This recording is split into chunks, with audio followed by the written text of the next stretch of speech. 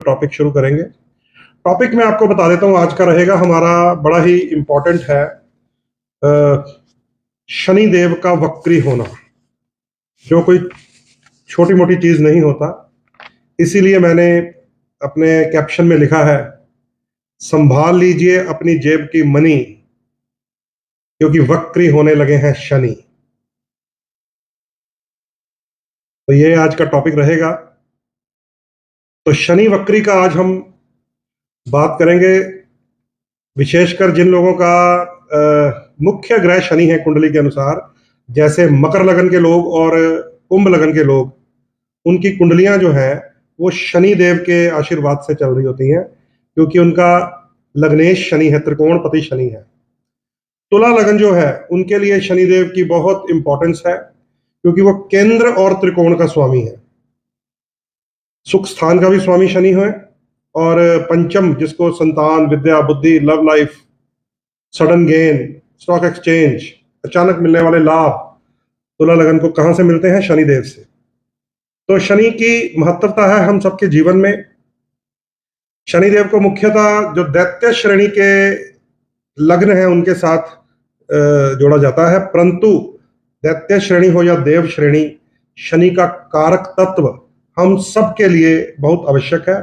चाहे वो देव श्रेणी की राशियां हो, मेष हो, वृश्चिक हो, कर्क हो, सिंह हो, धनु हो, मीन हो, चाहे वो दैत्य श्रेणी की राशियां हो, मिथुन, कन्या, मकर, कुंभ, वृषभ और तुला, शनिदेव का प्रभाव इन सब पे रहता है।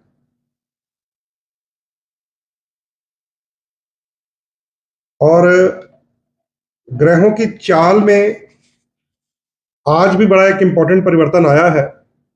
आज भी जब मैं आपसे बात कर रहा हूं, आज भी शुक्र ग्रह ने अपना राशि परिवर्तन किया है। शुक्र ग्रह पहले वृषभ राशि में चक्कर काट रहे थे, अब वो मिथुन राशि में आ गए हैं। शुक्र ग्रह भी आज राशि परिवर्तन कर गए हैं। तो हमारे टॉपिक से पहले आप ग्रहों का जो गोचर है उसे समझ लीजिए, ठीक है? मैं आपको बता ही देता हूं। आज जैसे मैंने अभी अभी बताया कि शुक्र ग्रह आज से ही मिथुन राशि में भ्रमण करेंगे। यह समय रहेगा आज से लेकर 6 जुलाई तक। जब शुक्र का जिक्र करते हैं तो दो लग्न, वृषभ लगन और तुला लगन, इन दोनों का बड़ा महत्व है, क्योंकि शुक्र इन दोनों का ही स्वामी है। लेकिन मैं आपको बताना चाहता हूं, शुक्र इस समय अस्त अवस्था में है। 7 जुलाई तक शुक्र महाराज अस्त रहेंगे, जिसको तारा डूब गया कहते हैं हमारे पंजाब की भाषा में। और ये अस्त शुक्र का प्रभाव मुख्यतः इन दो राशियों पर ही आना है, वृष और तुला। इसके अलावा शुक्र जो है वो हमारे जीवन में बहुत ही महत्वपूर्ण रोल अदा करता है, क्योंकि सुंदरता, ब्यूटी, विवाह, लव लाइफ, संतान पैदा करने की शक्ति, वीर्य, रज, ये सब शुक्र के गुण हैं। हमारे भौतिक जीवन में जितनी लग्जरी है, ये सब शुक्र से ही हमें मिलती है। और जब ये शुक्र अस्त हो जाता है तो इन सब चीजों में निश्चय ही कमी आती है। खासकर तारा जब डूबा हो तो हमारे हिंदू शास्त्रों के मुताबिक तो विवाह के मुहूर्त तक नहीं निकाले जाते। इसीलिए नहीं निकाले जाते क्योंकि तारे डूबे में एक तो रिश्ता देखना, रिश्ता करना, गुण मिलान, इन सब में कहीं ना कहीं कमी रह जाती है। इसके अलावा शुक्र अस्त हो या बृहस्पति खराब हो, उस अवधि में विवाह के बाद का जो सुख होता है उसमें भी कहीं ना कहीं कमियां रह जाती हैं। तो ऋषियों मुनियों ने इस अवधि को तारा डूबा कहकर मुहूर्त निकालने से ही मना कर दिया। तो जो लोग अभी है ना एंगेजमेंट करवा चुके हैं, कुड़माई जिनकी हो चुकी है, कुड़माई, बड़े दिनों बाद ये शब्द मुंह से निकला है, कुड़माई, उनको मैं बताना चाहता हूं कि 11 जुलाई से पहला मुहूर्त मिलेगा। जो लोग अब लावा फेरे लेना चाहते हैं अग्नि के आसपास, तो आप ध्यान रखिएगा मुहूर्त निकलवाते हुए, क्योंकि इसका सारी उम्र पर प्रभाव रहता है। सारी उम्र पर मुहूर्त की ये वैल्यू है। अभी मैं देख रहा था जब शपथ ग्रहण की प्रधानमंत्री साहब ने, है ना, तो बहुत सारे वीडियो आ गए सोशल मीडिया पे, ये समय ठीक नहीं है, ये समय ठीक है, इस दिन सूर्य अस्त हो गया था, मतलब इतनी ज्यादा वैल्यू है। मैं उसके ऊपर कोई टिप्पणी नहीं करने वाला, वो तो बन गए हैं पीएम, ठीक है। तो मतलब समझा कीजिए आप, मुहूर्त की वैल्यू है, इसका प्रभाव बाद में पता चलता है। जैसे आंवले का खाया हुआ जो असर है, बुजुर्ग कहते हैं, सियाने कहते हैं कि आंवले का खाया हुआ बाद में पता चलता है ना। इस मुहूर्त क्रिया का भी असर बाद में पता चलता है, जब विशेषकर वैवाहिक मुहूर्तों का असर, और गृह प्रवेश के मुहूर्त का असर, नींव रखने के मुहूर्त का असर, पार्टनरशिप के मुहूर्त का असर, ये सारी चीजें बाद में पता चलती है। तो ये आप लोग ध्यान रखिए, शुक्र इस समय अस्त है 7 जुलाई तक। हम सबके जीवन में, चाहे वो वैवाहिक जीवन है, चाहे वो प्रेम संबंध है, कहीं ना कहीं ये मुसीबत डालेगा, प्रभाव डालेगा। आजकल तो बड़ा एक पॉपुलर शब्द है ब्रेकअप। ब्रेकअप पार्टी भी कर देते हैं हमारे आजकल के युवा। तो ब्रेकअप पार्टियां ज्यादा होंगी और हुकअप पार्टियां कम होंगी। हुकअप और ब्रेकअप देखिए, हम भी सीख लेते हैं। शुक्र के बारे में मैंने आपको बता दिया। आज ही मिथुन राशि में आए हैं, 6 जुलाई तक रहेंगे और 7 जुलाई तक रहेंगे अस्त, यानी कि मिथुन राशि में आए या ना आए एक बराबर वाला हाल हो गया, ठीक है। अभी सूर्य भी राशि परिवर्तन करने वाले हैं, जैसे हम लोग संक्रांति कहते हैं या संक्रांत बोल देते हैं हम लोग। 14 जून को सूर्य महाराज वृष राशि से निकल जाएंगे, तो सूर्य भी मिथुन राशि में चले जाएंगे जहां पे शुक्र है, यानी कि अभी भी इकट्ठे थे और 2 दिन बाद फिर से इकट्ठे हो जाएंगे। तभी तो ये अस्त रहते हैं 2 ग्रह, कौन कौन से? बुध और शुक्र हमेशा सूर्य देव के नजदीक रहते हैं।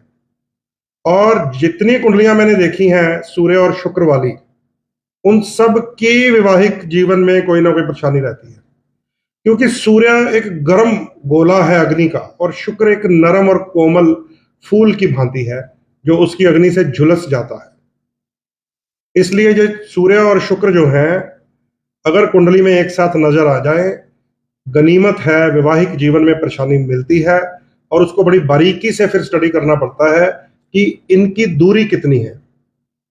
वो दूरी जो है वो बताती है कि सूर्य शुक्र वालों को शादी करनी चाहिए कि नहीं करनी चाहिए। अगर अस्त हो तो वो बड़ा बखेड़ा खड़ा रहता है वैवाहिक जीवन में। अच्छा, ऐसे ही बुध भी है, तो मैं बीच में बुध की भी बात करता हूं। अच्छा, बुध भी सेम डे ही है, 14 जून को सूर्य ने भी राशि परिवर्तन करके मिथुन में जाना है, और 14 जून को ही बुध ग्रह भी राशि परिवर्तन करके मिथुन में चले जाएंगे। यानी कि मिथुन राशि में 3 ग्रह होंगे, ये भी नोट कर लीजिए, ये भी त्रिग्रही योग होता है। सूर्य, बुध और शुक्र 14 जून से लेकर 29 जून तक मिथुन में 3 ग्रहों का योग है। तो मैं आपको शुक्र की बात बता चुका हूं कि शुक्र सूर्य के साथ हो तो वैवाहिक जीवन में कष्ट देता है। ऐसे ही बुध भी है। अब सूर्य और बुध को हमारे कुछ मित्रों ने बुध आदित्य राजयोग की संज्ञा दी हुई है। ये मैं भी मानता हूं कि सूर्य और बुध मिल जाने से बुध आदित्य एक राजयोग उत्पन्न होता है, परंतु ये नहीं बताया जाता कि यही सूर्य और बुध अगर वक्री या अस्त बुध हो तो ये राजयोग नहीं होता, ये बुद्धू राम योग होता है। क्योंकि वही सूर्य अगर 10 डिग्री से दूर बुध हो तो उसको बहुत प्यारा ग्लो करता है, चमका देता है पन्ने की तरह। और बड़े बड़े मुंशी पैदा होते हैं, मुंशी प्रेमचंद जैसे कहानीकार, बड़े बड़े अकाउंटेंट पैदा होते हैं। आजकल के जमाने में बात करेंगे, सीए पैदा होते हैं, एमबीए पैदा होते हैं, लेखाकार पैदा होते हैं, वकील पैदा होते हैं। बुध वाणी का कारक है, सिंगर पैदा हो जाते हैं जब सूर्य और बुध एक खास दूरी पे होते हैं। लेकिन जैसे ही वो निकट आते हैं तो वो अस्त हो जाते हैं। जब बुध अस्त हो जाए तो वो कोई राजयोग नहीं होता। ये बहुत बताने में गुरेज करते हैं हमारे मित्र। बताना चाहिए, अगले को गलत फहमी में डाल देते हैं, आप तेरा तो सूर्य बुध है 5वें घर में, तू तो पीएचडी करेगा। वो 10वीं भी नहीं पास करता, क्योंकि बुध या वक्री होता है या अस्त होता है, तो वो कुछ नहीं कर पाएगा। बोलने में भी हक लाएगा, मैथमेटिक्स को देखते ही उसको चक्कर आने लग जाते हैं जिनका बुध खराब है ना। पहाड़े उनसे पूछ लो जिनका बुध खराब है, आपको पता चल जाएगा। टेबल, जब हम बहुत छोटे छोटे हमें मार पड़ती थी पहाड़े सीखने के लिए। तो ये पहाड़े जो है ना, टेबल्स, 2 दूनी 4, 4 दूनी 8 है ना, तो वो बुध ग्रह की देन है जिनको सही से आता है। तो मैंने तो बहुत बड़े बड़े विद्वान देखे हैं, खुद अपने ग्रैंडफादर साहब को देखा है, लाखों करोड़ों का बिजनेस और एक बार भी कैलकुलेटर को वो टच नहीं करते थे। हम भी उनके मुकाबले में बिल बनाने बैठ जाते थे जब कोई किसी राइस शैलर की रिपेयरिंग के सामान की सप्लाई होती थी, और वो भी बनाते, हम कैलकुलेटर में दबाते रह जाते थे, वो ऐसे गिनती मिनती करके 2 मिनट में पूरे बिल की कैलकुलेशन निकाल देते थे टोटल। तो बुध, ध्यान रखिएगा, क्योंकि मैं गोचर बता रहा हूं, साथ में मेरे को कुछ ना कुछ बातें अंदर से आ जाती है, मैं आपको बता देता हूं। शुक्र सूर्य के साथ हो, अगर वो अस्त या वक्री हुआ तो वैवाहिक जीवन नष्ट होता है, लव लाइफ खराब होती है। बुध सूर्य के साथ हो, अगर वो अस्त या वक्री ना हो, फिर तो मैं उसको मान सकता हूं कि ये बहुत प्यारा बुध आदित्य योग है, जो इंसान को बहुत बुद्धिमान विवेकशील बना देता है। लेकिन वही बुध वक्री या अस्त हो गया तो वो उसको बुद्धू राम बना देता है, वो बिल्कुल उसको डाउन कर देता है, फिर उसकी बुद्धि का, समझ लीजिए, ऊन का गोला बन जाता है, सूत का गोला।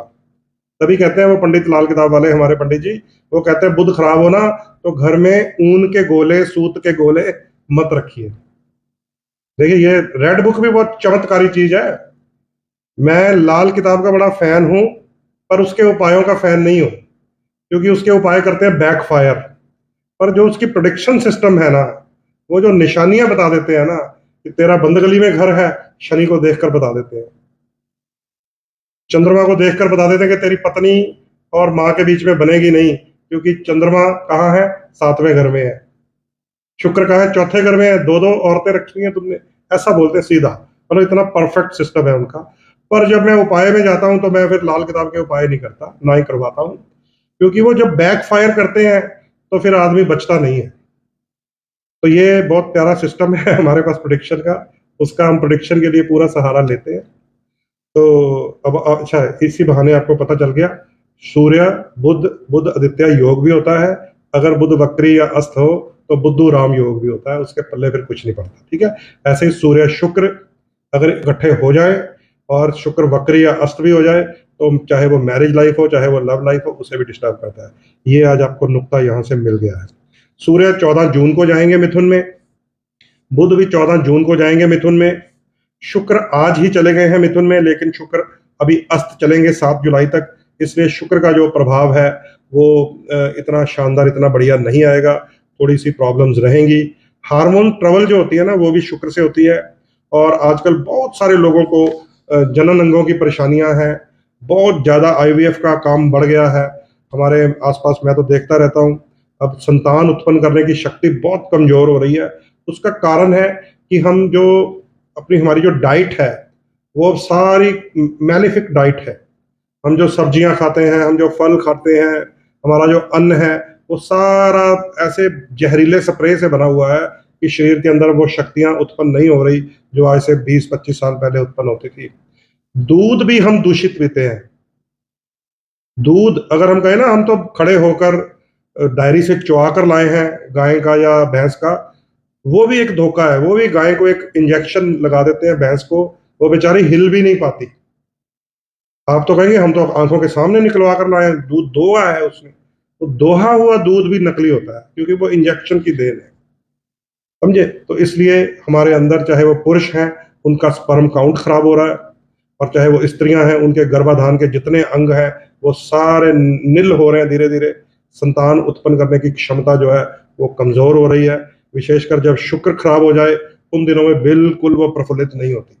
इसलिए जब भी आपने, बहुत ज्यादा खर्चा है आईवीएफ टेक्निक में, जब भी आप उस टेक्निक का सहारा लेते हैं और जब एग इंसर्शन का टाइम आता है, जरूर एस्ट्रोलॉजर से पूछ लिया कीजिए कि क्या इन दिनों में वो फलेगा, क्या वो बेबी क्रिएट हो जाएगा।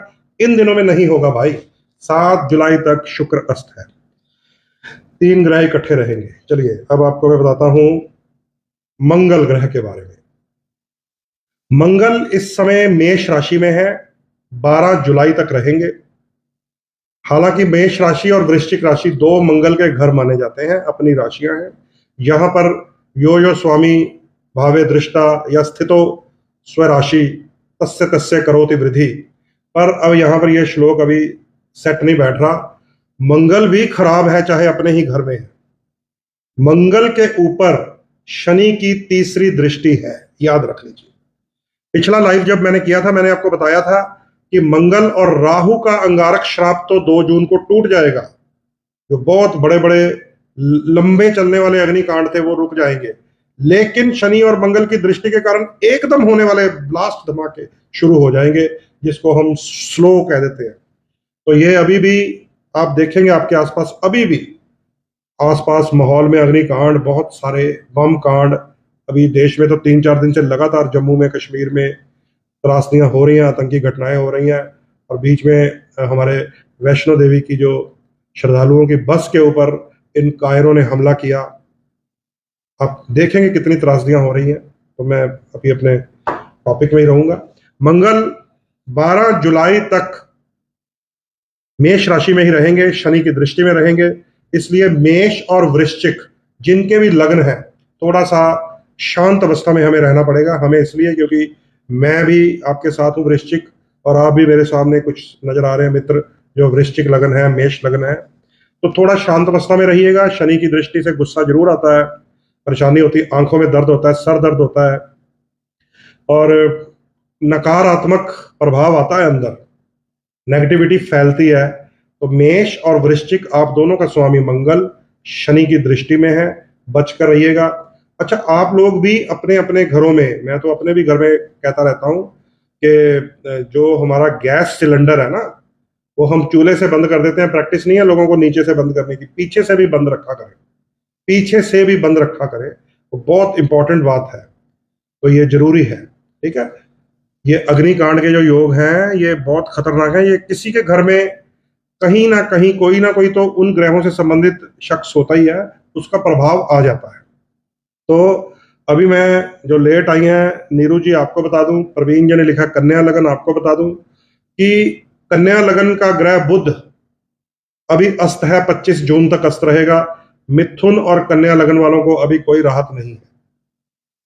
मेष और वृश्चिक का मैंने अभी अभी बता दिया है, मंगल शनि की दृष्टि में है, 12 जुलाई तक अभी कोई राहत नहीं है।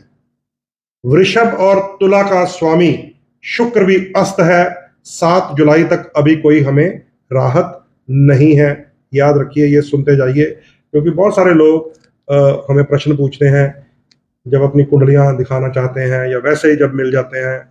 आज मैंने सुबह एक पोस्ट भी डाली थी, इसलिए कि सब परेशान ही मिलते हैं हमें, सब दुखी अवस्था में मिलते हैं, बिल्कुल नेगेटिविटी लेके आते हैं हमारे पास। उसका कारण यही है, वो तो चलो मैंने सुबह वाली पोस्ट तो मजाक में डाल दी थी, पर उसका कारण यही है कि चाहे मेष हो, वृश्चिक हो, वृषभ हो, तुला हो, अभी मिथुन हो, कन्या हो, इनके बारे में मैंने आपको बता दिया। शनि की बात कर लेते हैं आप, शनिदेव की खुद की। शनि महाराज जो हैं अभी कुंभ राशि में गोचर कर रहे हैं। अब ये जो मैं बात करने लगा हूं, ये मेरा आज का टॉपिक भी है। शनि देव 29 जून को, इसी महीने में वक्री हो जाएंगे और 15 नवंबर तक वक्री रहेंगे। ये समझ लीजिए, ये आज का टॉपिक है हमारा। और शनिदेव का वक्री होना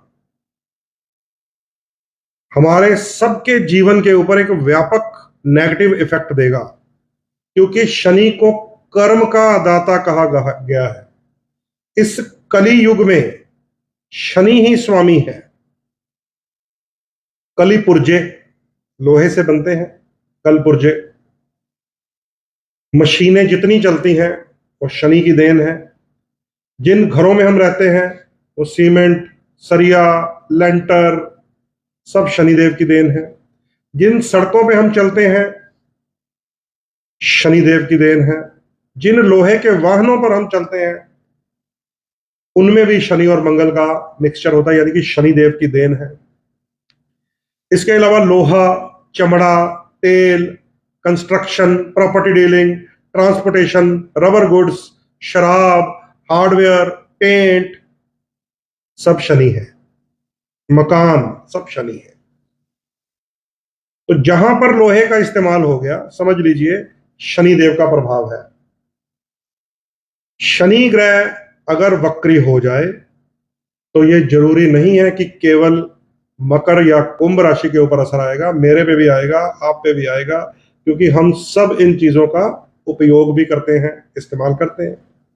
तो आज का जो टॉपिक है वो शनि का है। तो अभी मैं आपको सिर्फ ट्रांजिट बता रहा हूं, नोट कर लीजिए। शनि महाराज 29 जून से 15 नवंबर तक, देखिए लंबा अरसा है, जून, जुलाई, अगस्त, सितंबर, अक्टूबर, नवंबर, 15 नवंबर तक, 15 नवंबर तक ये जो शनि है वक्री अवस्था में रहेंगे। थोड़ा सा हमें सतर्क रहना पड़ेगा, इसीलिए मैंने कैप्शन में लिखा है, संभाल लीजिए अपनी जेब की मनी, वक्री होने जा रहे हैं शनि। क्योंकि फालतू खर्चा होगा, इनकम रुक जाती है, मंदा पड़ेगा, महंगाई बढ़ेगी। समझे, महंगाई बढ़ती है। ये जब शनि महाराज वक्री होंगे ना, नीचे जो धरती के ऊपर शनि की वस्तुएं उछलेंगी ऊपर की तरफ, महंगाई बढ़ेगी, काम रुकेगा, जेब का पैसा फालतू चीजों में मत खर्चें, इंपॉर्टेंट कामों के लिए रख लीजिए अपने, संभालिए अपनी मनी। वक्री होने वाले हैं शनि, 15 नवंबर तक रहेंगे। शनि के बाद बात कर लेते हैं देवगुरु बृहस्पति की। बृहस्पति वृष राशि में है अभी। बृहस्पति भी वृष राशि में कोई खुश नहीं है बृहस्पति शत्रु राशि में है। तो बृहस्पति के दो राशियां हैं, धनु और मीन, उनके लिए भी समस्या। सूर्य भी खुश नहीं है, वो भी एंटी राशि में ही है अभी। सिंह लगन के लोगों के लिए परेशानी। राहु ग्रह जो है मीन राशि वाले या मीन लगन वालों के लिए समस्याएं पैदा कर रहे हैं 19 मई 2025 तक। नोट कर लीजिए कब तक मीन में राहु है, 19 मई 2025 तक मीन में राहु, उसके बाद कुंभ में चले जाएंगे। केतु ग्रह कन्या लगन वालों को परेशान कर रहे हैं 19 मई तक। मेंटल टेंशन, दो दो तरह के विचार आएंगे डबल, क्योंकि केतु पूंछ की तरह हिलता रहता है, दिमागी परेशानी डाल देते हैं। 19 मई तक केतु कन्या के लिए परेशानी, उसके बाद जाएंगे वो सिंह राशि में। ठीक है, तो ये आज का जो कौन सा ग्रह रह गया, चंद्रमा। चंद्रमा मेरे ख्याल आज शायद सिंह राशि में है, देख ही देता हूं, अब पकड़ दूर है, वो भी देख लेते हैं। लीजिए 13 जून 2024 रात को 21:11 पर हम बात कर रहे हैं। धनु लगन का ये गोचर है और इस समय सिंह के चंद्रमा है, ये मेरे जादू मंत्र ने बता दिया। सिंह राशि में चंद्रमा गोचर कर रहे हैं आज। तो 9 के 9 ग्रहों में मैं देख रहा हूं शनि केवल एक तरफ है, बाकी सारे ग्रह राहु केतु के नीचे आए हुए हैं। यानी कि मीन से लेकर कन्या के बीच में राहु केतु में जब सभी ग्रह आए हैं, इसे भी आंशिक रूप से अर्धकाल सर्प दोष कहा जाता है। जब भी सभी ग्रह राहु केतु के बीच में चले जाए तो वो पूर्ण काल सर्प हो जाता है। अभी केवल शनि बाहर हैं, वो भी अब वक्री हो जाएंगे, तो उनका भी फल मंदा हो जाना है। इसलिए समझ लीजिए सभी ग्रह 9 के 9 ग्रह नेगेटिव फैक्ट हैं। तो इसीलिए तो सारी दुनिया परेशान है। इसीलिए तो मैंने सुबह उठते ही एक पोस्ट डाली थी कि रात को सपने में भी पितर दिखाई देते हैं, हमें सर्प दिखाई देते हैं, फोन आएगा तो परेशान, मैसेज आएगा तो परेशान। मतलब इतनी ज्यादा नेगेटिविटी फैली हुई है, और ये पिछले 8-9 महीनों से फैली हुई है। क्योंकि गोचर में ग्रह 40 दिन के बाद ठीक हो जाता है, सूर्य 30 दिन के बाद ठीक हो जाता है, पर इस बार कोई ना कोई ग्रह राहु को टच करता जा रहा था, राहु को टच करता जा रहा था, राहु को टच करता जा रहा था। तो लगभग पिछले 8 महीने से दुनिया परेशान है। और अभी मैंने आपको बता दिया है 15 नवंबर तक शनि वक्री हो जाएंगे। और जो लेटेस्ट परेशानी है वो मंगल के ऊपर शनि की दृष्टि है। 12 जुलाई तक तो सब जन सतर्क रहे, क्योंकि मंगल पर शनि की दृष्टि अग्निकांड, एक्सीडेंट, ऑपरेशंस, ये गोली कांड, ये आतंकियों की घटनाएं, ये सब मंगल शनि या मंगल राहु का मेल ही करता है। और शनि की तिरछी दृष्टि होती है, तीसरी दृष्टि, जो मंगल के ऊपर है। मेष और वृश्चिक वाले विशेष तौर पे सतर्क रहे। जब भी आप लोगों का मंगल खराब हो जाता है, चलिए बीच में आपको एक आधा रेमेडी बता देते हैं आज। जब भी आप लोगों का मंगल खराब हो जाता है, जैसे मान लीजिए मंगल ब्लड का कारक है, तो ब्लड में परेशानी आती है, चाहे बीपी हाई चाहे बीपी लो, वो आप लोगों को पता चल जाएगा निशानियों से। स्किन में प्रॉब्लम आ जाती है, इरिटेशन होने लग जाएगी, खारिश की समस्या होने लग जाएगी, सर में दर्द होना शुरू हो जाएगा, आंखें लाल होनी शुरू हो जाती हैं, मंगल के कारण होता है ये सब कुछ। जब भी आपको ज्यादा गुस्सा चढ़े, क्रोध चढ़े, चिड़चिड़ापन चढ़े, बिना बात में बच्चों के ऊपर, पत्नी के ऊपर, पति के ऊपर, प्रेमी के ऊपर, प्रेमिका के ऊपर, जिसका भी आपके साथ रिलेशन है उसके साथ जब भी चिकचिकबाजी हो, समझ लीजिए मंगल कहीं ना कहीं खराब है। और जब भी चाहे आपका कोई भी लग्न हो, कोई भी राशि हो, याद रखिए साबुत मसूर की दाल खानी नहीं चाहिए उन दिनों में, क्योंकि वो हाई मंगल होता है। साबुत मसूर की दाल आप किसी जरूरतमंद को दान कर दीजिए, खासकर किसी मजदूर को दान कीजिए, क्योंकि उसके अंदर मंगल की वो एनर्जी है कि जो मजदूर सारा दिन अपने हाथों से मेहनत करते हैं, उन्हें उसकी जरूरत होती है। समझे? जैसे हम प्रोटीन ले लेते हैं या विटामिन ले लेते हैं, उनके लिए वो जरूरत है, और आपके लिए वो डोनेशन है अगर मंगल के बैड इफेक्ट्स आपको दिखाई दे रहे हैं। तो ये दान आपको कर देना चाहिए, चाहे राशि हो कोई, लग्न हो कोई, कुंडली ना भी हो तो भी। तो ये मंगल का एक विशेष दान है, जो एक यूनिवर्सल रेमेडी है। तो मैं विशेष तौर पे ये बता रहा हूँ क्योंकि मैं हमेशा आप लोगों को अलर्ट करता हूँ, ऐसे सोशल मीडिया पर सुनकर हम लोगों से कोई रेमेडीज उपाय मत किया कीजिए। पर ये वाली स्पेशल बता भी रहा हूँ, कुंडली भी ना हो, यूनिवर्सल रेमेडी है। साबुत मसूर की दाल आपको दान करनी चाहिए, मंगलवार तो विशेष तौर पर करनी चाहिए, या जिस दिन आपको लगे कि आज का दिन बड़ा चिड़चिड़ापन सा है, उस दिन भी आप कर सकते हैं। चलिए, इसी बहाने आज आपको एक रेमेडी भी बता दी है। आइए अब शुरू करते हैं हमारा शनिदेव का टॉपिक। 33 मिनट हो गए आपको लाइव में गोचर बताते हुए, और 25, हाँ बहुत अच्छा है, 25 की ऑडियंस है। शेयर जरूर कर दिया कीजिए, क्योंकि मैं आपको हर बार बताता हूं कि जब भी आप एस्ट्रोलॉजर से, पंडित जी से, ज्योतिषी से कुछ भी पूछें सुने, तो उसको दक्षिणा देनी होती है। अब अगर आप मुझे सुन रहे हैं 25-26 लोग, तो आपको मेरी फीस देनी है। वो फीस है शेयर करना। नहीं करेंगे तो आपको पितृदोष लग जाएगा, बृहस्पति वाला। इसे कहते हैं गुरु और राहु का चंडाल दोष।